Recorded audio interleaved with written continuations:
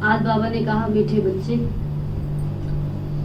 कोई भी विकर्म करके छिपाना नहीं। छिपकर सभा में बैठने वाले पर बहुत दंड पड़ता है। छिपकर सभा में बैठने वाले पर बहुत दंड पड़ता है, इसलिए सावधान। विकार की कड़ी भूल कभी भी नहीं। बाबा ने पूछा, किस लक्ष्य को सामने रखते हुए पुरुषार्थ में सदा आगे बढ़ते रहना है? लक्ष्य तो आप सबको पता ही है। लक्ष्य है हमें सपूत बच्चा बन, लक्ष्य है हमें सपूत बच्चा बन माता पिता के तख्त नशीन बनना है। हर कदम में फॉलो फादर करना है। ऐसी कोई चलन नहीं चलनी है जिससे कुल कलंकित बने। ऐसे सपूत बच्चे अपने को यात्री समझ यात्रा में सदा तत्पर रहते हैं। यात्री कभी भी यात्रा पर पतित नहीं बनते। अगर कोई विकार के वश होते हैं तो चकनाचूर हो जाते हैं, सत्यानाश हो जाती है, फिर बहुत दुखी होते हैं।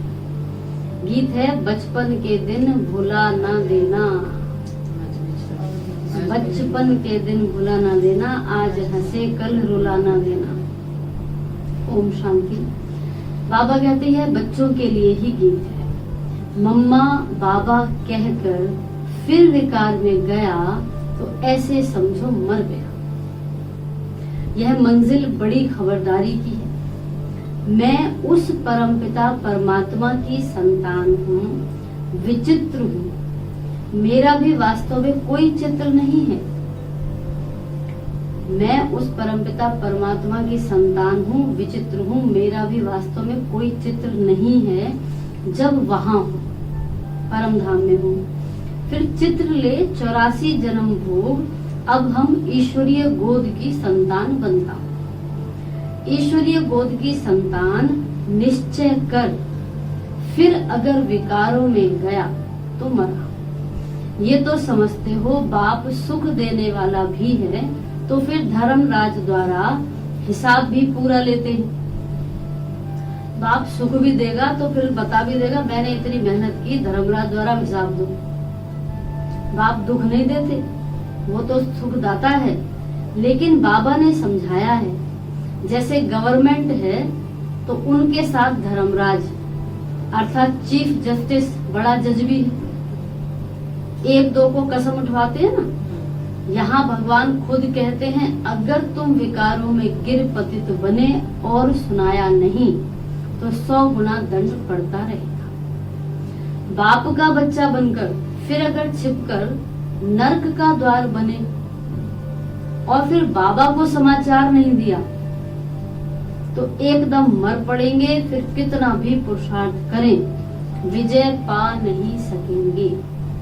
बाबा इत्तला दे रहे हैं, बहुत बच्चे हैं जो छिपाते हैं। विकार में जाना बड़ा पाप है। बहुत बच्चे हैं जो छिपाते हैं। विकार में जाना बड़ा पाप है। छिपाया और मरा। ऐसे तो बच्चे ना बने तो अच्छा। बच्चा कोई कपूत होता है तो बाप कहते हैं ना, ये बच्चा तो मुआ भला। ऐसे कोई ना समझे, बाबा को थोड़ी मालूम पड़ता है। हाँ, ये बाहरयामी है, इनको पता नहीं रहता, परंतु वो बाबा तो अच्छी रीति जानते हैं। ठंड लग रही है, सामने आ सकते हैं, क्योंकि यहाँ मेरे को तो बिल्कुल ही हवा नहीं आती, सारी आप पे जारी होती है। चेंज निकल लेने लगे ज्यादा तो बाबा कहते, फिर बाबा को समाचार नहीं दिया तो एकदम मर पड़ेंगे। फिर कितना भी पुरुषार्थ करें, विजय पा नहीं सकेंगे। तो बाबा इत्तला दे रहे हैं, बहुत बच्चे हैं जो छिपाते हैं। विकार में जाना बड़ा पाप है। छिपाया और मरा, ऐसे तो क्या बोला, ऐसे तो बच्चा ना हो। ऐसे कोई ना समझे बाबा को मालूम नहीं पड़ता। हाँ, ये बाहरयामी है, इनको पता नहीं पड़ता, परंतु वो बाबा अच्छी रीति जानते हैं। विकार केवल विकार, काम विकार की नहीं है, लोभ मोह अहंकार ये सब बातें हैं। बाप कहते हैं मुझे सुख देना है। बाप सुख देने आए हैं। सजाएं फिर हर एक को चलन अनुसार मिलती है। बाबा सभी को बतलाते हैं। इसमें भी नारियों को बहुत खबरदार रहना है, कभी भी झूठ नहीं बोलना है। बाबा पुरुषों से नारी पर जास्ती रहम दिल रहते हैं। पुरुष तो बोलते हैं नहीं बाबा हम तो पूरे बढ़िया जीवन जी रहे हैं, वो नहीं बताएंगे कि हमने ऐसा कुछ किया भी है। तो बाबा कहते हैं नारियों को सच बोलना, क्योंकि नारी बहुत सताई जाती है। बाप आकर माताओं पर कलश रखते हैं, तो माताओं पर बड़ी जिम्मेवारी है। बाबा क्रोध के लिए इतना नहीं कहते जितना विकार के लिए कहते हैं। वास्तव में कोई भी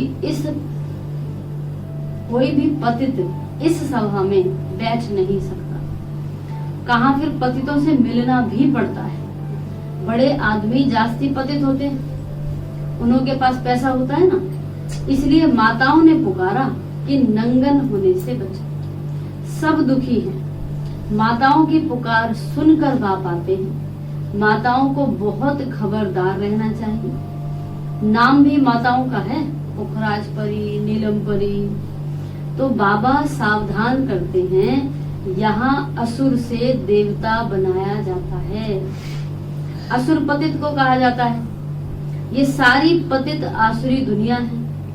पतित दुनिया में कोई पावन होता नहीं। सन्यासियों के लिए भी समझाया है कि वो कोई देवताओं जैसे पावन नहीं रहते तो फिर भी पतित दुनिया में हैं, और है भी निवृत्ति मार्ग वाले। सत्युग में सब पवित्र संपूर्ण निर्विकारी थे। तुम यहाँ आए हो संपूर्ण पावन बनने, क्योंकि ये संपूर्ण पतित दुनिया है, एक भी पावन नहीं है। त्रेता को भी कहा जाता है 2 कला कम। सत्युग में 16 कला, त्रेता में और 2 कला कम हो जाती है। वास्तव में त्रेता को स्वर्ग भी नहीं कहेंगे, स्वर्ग है ही सत्युग। तुम बच्चों को तैयारी करनी है सत्युग में जाने के लिए। विकार में गिरे तो स्वर्ग में नहीं आ सकेंगे। मूल बात ये है कि पतित नहीं बनना है। शिव बाबा तो जानते हैं ना, परंतु एक एक से कितना पूछते रहेंगे। अपवित्र बन और फिर छिपाया तो बहुत बहुत कड़ी सजा भोगनी पड़ेगी। कचहरी लगती है, ये बाबा भी बैठेंगे, ब्रह्मा बाबा, धर्मराज भी बैठेंगे। फिर धर्मराज बतलाते हैं, तुम फलाने समय विकार में गए और सभा में आकर बैठे, बताया नहीं था, अब खाओ सजा। इसलिए बाबा बहुत खबरदार करते हैं, कभी भी विकार में जाकर फिर यहाँ बैठ नहीं सकते। ऐसे बहुत सेंटर्स पर आकर बैठते हैं। बाबा जानते हैं अगर कहें ना बैठो तो बस फिर तो उनके दुश्मन बन जाओ। अगर कहें ना बैठो तो कोई समय फिर असुर बन विघन डालते हैं, ट्रेटर बन पड़ेंगे, हंगामा करने लग पड़ेंगे। इसको कहा जाता है पतित राज्य, कांटों की दुनिया। राजा रानी तो है नहीं, यथा बड़े मिनिस्टर सो प्रजा। जैसे वो पतित वैसे सब पतित। वो इन बातों को नहीं समझते। सच्चे बाबा के साथ सच्चा होना चाहिए।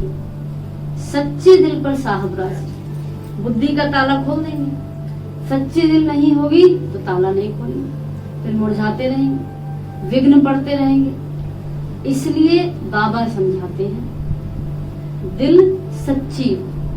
शास्त्रों में भी लिखा हुआ है, इंद्रप्रस्थ में शैतान आकर छिप कर बैठ जाते थे। जैसे राहु छुप कर बैठ गया था, फिर गला काटना पड़ा अमृत पीने के लिए। तो यहाँ अथवा सेंटर में तो ऐसे ही आकर बैठ जाते हैं, देखें क्या है। फिर आकर कन्याओं को देखते हैं, चंचलता करेंगे।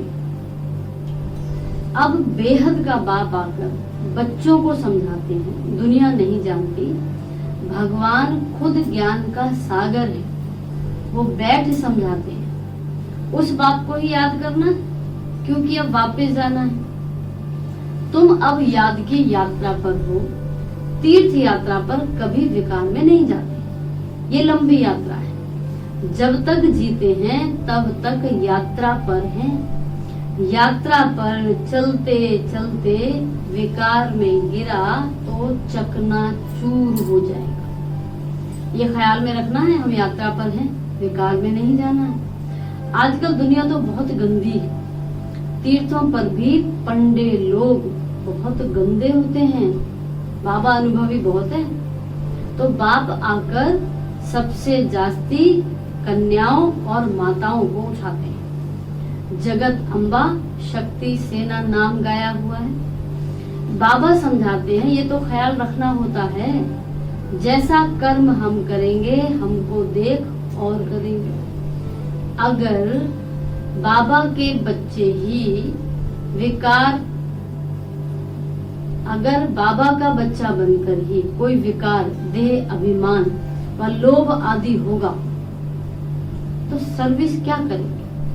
नापास हो जाएंगे, ना तन की सेवा कर पाएंगे, ना वाणी की, ना धन की, कोई मतलब मन भी नहीं करेगा तो सर्विस क्या करेंगे? फिर नापास हो जाएंगे। जिज्ञासु नाराज हो जाते हैं। ब्रह्मा कुमारी अच्छी होगी तो जरूर अच्छा दुकान चलाएगी। जो सर्विस अच्छी करते हैं तो महाराजा महारानी बनते हैं। कम सर्विस तो महाराजा महारानी के दास दासी बन पड़ेंगे। कम करा सर्विस में, भगवान के घर में रहे और कम सर्विस की तो महाराजा महारानी के दास दासियां बन पड़ेंगे। लक्ष्मी नारायण के पास दास दासियां भी होंगे ना, वो तो किंग क्वीन के साथ रहेंगे। तो तुम मनुष्य से देवता बनते हो, अभी यात्रा पर हो। यात्रा को भूले, शिव बाबा अथवा स्वीट होम को भूले तो माया का थप्पड़ बड़ा जोर से लग जाता है। तुमको बहुत पुरुषार्थ करना है, विकार से बच कर रहना है। यहाँ कोई भी बात छिप नहीं सकती। शिव बाबा से तो कुछ छिप ना सकती। बाबा कहते सजा भी तो उनको देनी है, इसलिए बाबा सारे सबूत होते हैं। कहा जाता है फॉलो फादर मदर। फादर थोड़ी ऐसे कुछ करेंगे, बाबा के पास बहुत आते हैं, उनकी बातचीत से ही पता पड़ जाता है कि ये पतित है।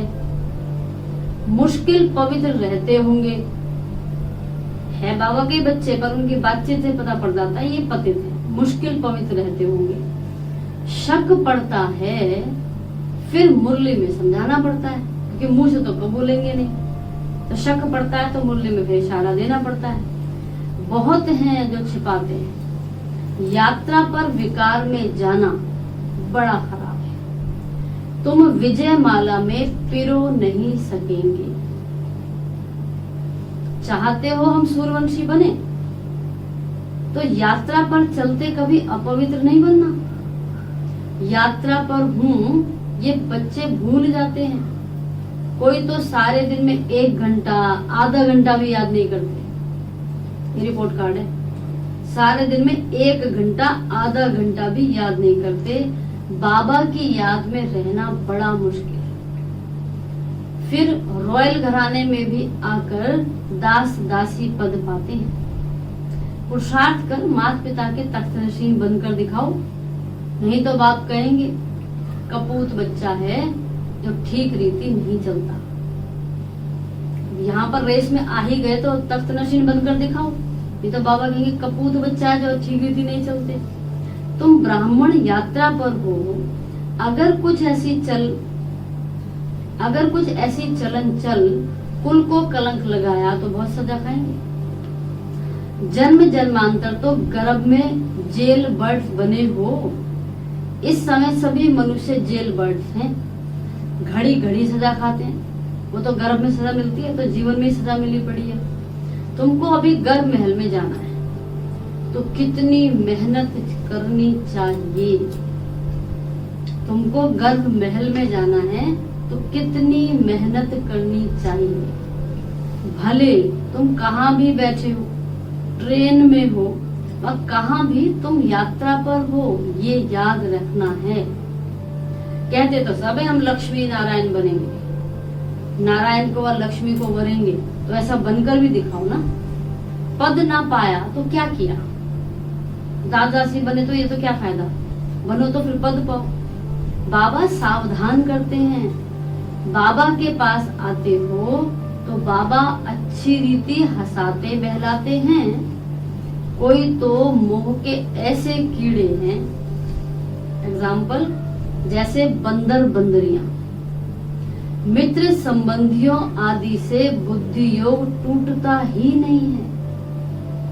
जो अपवित्र बनते हैं फिर लिखते हैं बाबा हमने हार खाई, काम के गटर में गिर पड़ा, चकनाचूर हो जाते हैं। बाबा सावधान करते हैं तुम यात्रा पर हो, काम विकार यहाँ नहीं होना चाहिए, नहीं तो बहुत दुखी होंगे। बाप से वैकुंठ का वर्षा लेना है तो ऐसे भूलकर भी अपनी सत्यानाश नहीं कर देना। काम महाशत्रु है, आदि मध्य अंत दुख देने वाला है। मृत्यु लोक में सब आदि मध्य अंत दुख भोगते रहते हैं। सत्य को अमर लोक कहा जाता है। अमरनाथ शिव बाबा से कथा सुनने से बादशाही मिलती है। बुढ़ियाएं और कन्याएं, बुढ़ियाएं और कन्याएं, इनकी वो एज है जो ये विकारों से बची हुई हैं। और बाबा कहते हैं विधवाएं भी बहुत भाग्यशाली हैं। पतियों का पति तो शिव बाबा है। ईश्वरीय पाठशाला में आकर मुरली सुनेंगे तो नई नई बातें सुनेंगे। बेहद का बाप स्वर्ग पवित्र दुनिया का मालिक बनाते हैं तो फट से पवित्र बनना चाहिए। गुटखा खाते रहेंगे, विष पीते रहेंगे तो धारणा नहीं होगी।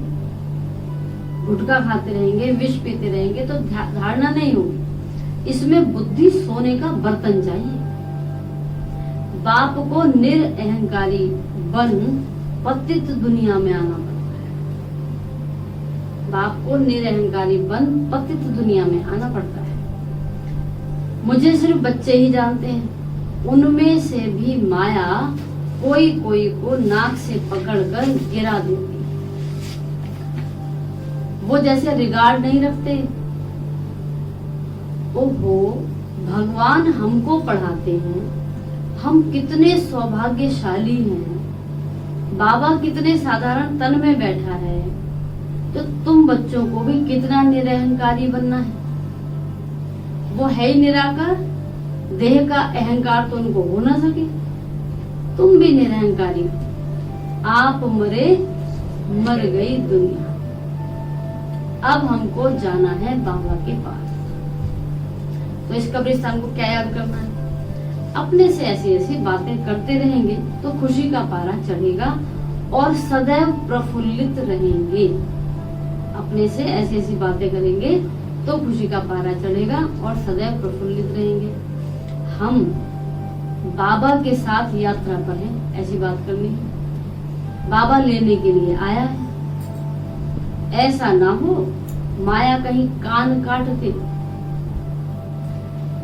कान काट दे, कान तो रहेंगे और सुनते हुए भी धारणा नहीं होगी। क्या सुना कुछ नहीं याद, धारणा नहीं होगी, खुशी का पारा नहीं चढ़ेगा।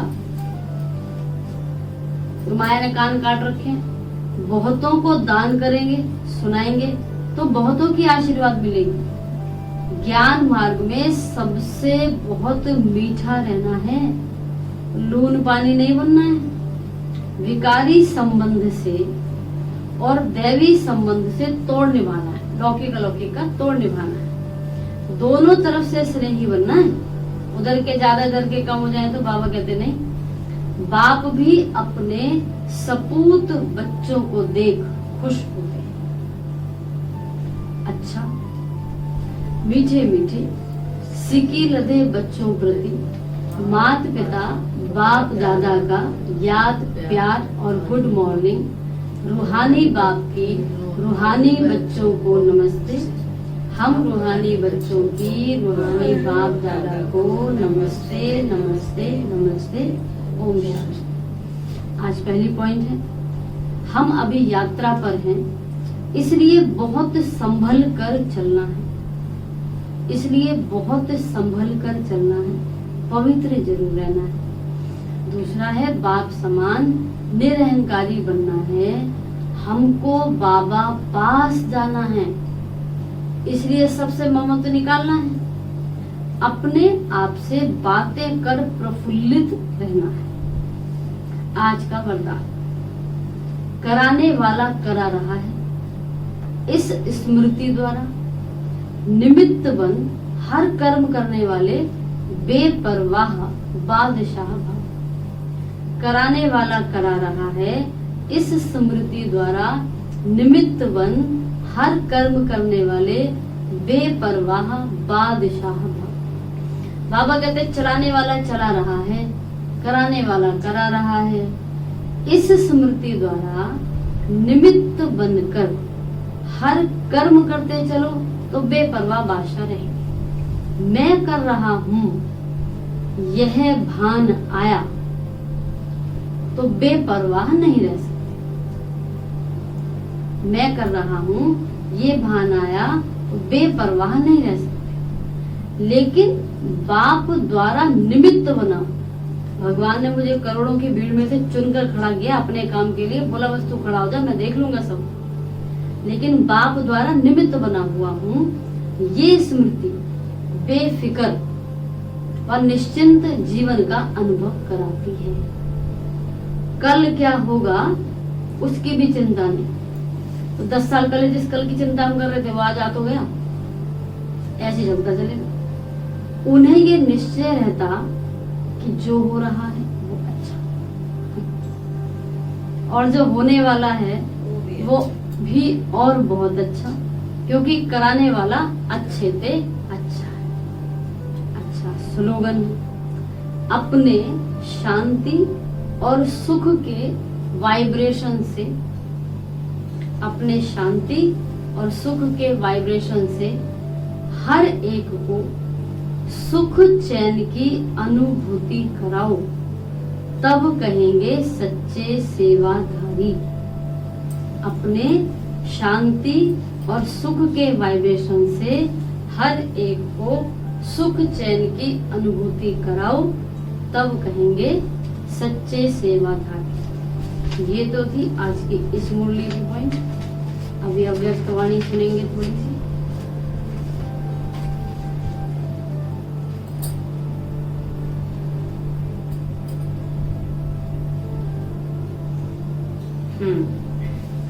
ये है स्वधर्म में स्थित रहो। बाबा कहते बंधन मुक्त आत्मा बने हो, सर्व संबंध बाप के साथ जोड़ना, अर्थात सर्व बंधनों से मुक्त होना। अनेक जन्मों के अनेक प्रकार के बंधन को समाप्त करने का, अनेक जन्मों के अनेक प्रकार के बंधन को समाप्त करने का सहज साधन बाप से सर्व संबंध। अगर किसी भी प्रकार का बंधन अनुभव करते हो तो उसका कारण है बाप से संबंध ठीक नहीं है। बाप दादा रिजल्ट देख रहे थे कि अभी तक कौन कौन से बंधन युक्त हैं। देह के बंधन का कारण है देही का संबंध बाप से नहीं जोड़ा है। देह का बंधन खींचता है क्योंकि आत्मा का संबंध बाप से नहीं जोड़ा है। बाप की स्मृति और देही स्वरूप माना आत्मिक स्वरूप की स्मृति की धारणा नहीं हुई है। पहला पाठ कच्चा है। सेकंड में देह से न्यारा बनने का अभ्यास सेकंड में देह के बंधन से मुक्त बना देता है। स्विच ऑन हुआ भस्म। जैसे साइंस के साधनों द्वारा भी वस्तु सेकंड में परिवर्तन हो जाती है, वैसे साइलेंस की शक्ति से, अब कहते हैं वैसे ही साइलेंस की शक्ति से क्या होगा, साइलेंस की शक्ति से देही के संबंध से बंधन खत्म। अब तक भी अगर पहली स्टेज देह के बंधन हैं, अभी तो देह के ही बंधन खींच रहे हैं बाबा, तो क्या कहें, अभी तक पहली क्लास में। जैसे कोई स्टूडेंट कमजोर होने के कारण कई वर्ष एक ही क्लास में रहते हैं, तो सोचो ईश्वर ये पढ़ाई का लास्ट टाइम चल रहा है और अब तक भी देह के संबंध की पहली चौपड़ी में है, तो ऐसे स्टूडेंट को क्या कहें, किस लाइन में आएंगे, पाने वाले या पाने वालों को देखने वाले। तो अब तक पहली क्लास में तो नहीं बैठे हो ना।